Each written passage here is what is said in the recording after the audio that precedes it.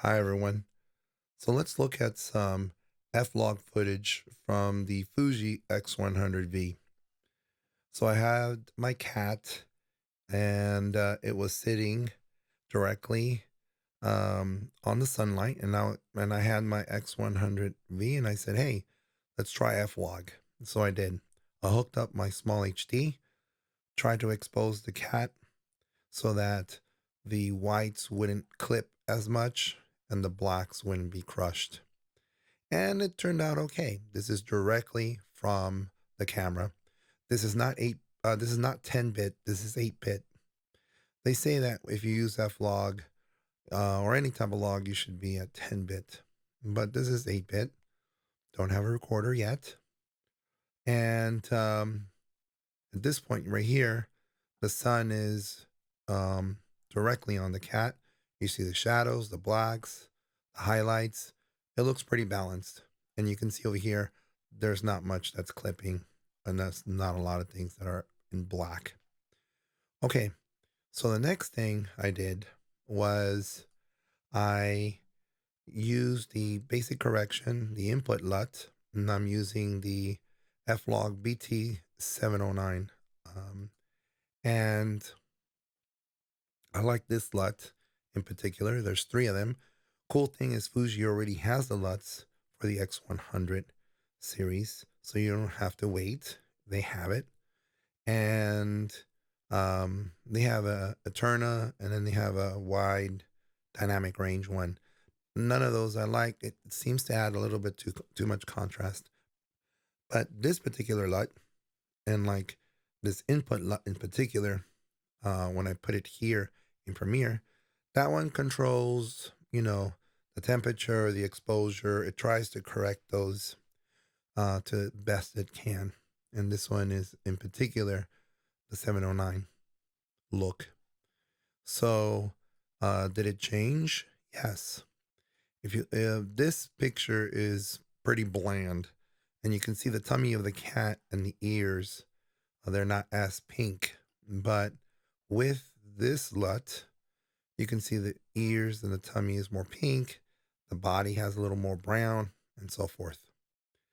And then the next thing we wanted to do is going to create and then change the look now that we have the proper exposure and balance. And the first LUT is this Arctic Circle LUT. And it has that, night or maybe dream look. And here, it might be a little too bright, but it's not clipping. And we still have a lot of detail in the shot. Let's look at the next one. This one is the Black Eye LUT. Very interesting. Totally different look. Isn't that crazy?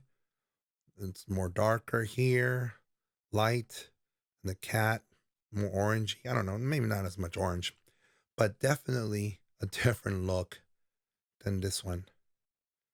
Same footage. Here we go again. This one, this one's called Clean and Tidy. Really nice. Very nice looking. Very close to 709. 709 has that clean look to it, but Clean and Tidy just makes it a little more, it looks like it has a little more saturation to it.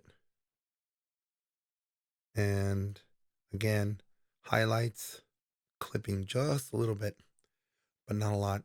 And then the cat, which is the subject, the cat's face. Let's move to the next one. This one is Teal and Orange. A lot of people love Teal and Orange. Um, there was a Teal and Orange craze maybe 5 years ago, maybe less than 5 years ago. But you have it here. I lowered down the intensity on this one. It was at 100%. I thought, just a little too much, so I lowered it down. Give it just a little bit of that, a little more realistic look to it. And as you can see, And here, um, a lot of details in the face and the body, the shadows. And then my favorite one is this one right here, the Kodak Killer. I love this one. It has that, old school look. If you ever did film in Kodak, it had that warm color to it. Um, and what I'm going to do, I'm going to render these out, and then you can see them. Right now, in Premiere, scrolling and scrubbing, the color shifts and all that doesn't look as pretty. But let me render this out, and then you can watch them, and then you can look at some of the noise and some of the, you know, the patterns in terms of if it's breaking down or not.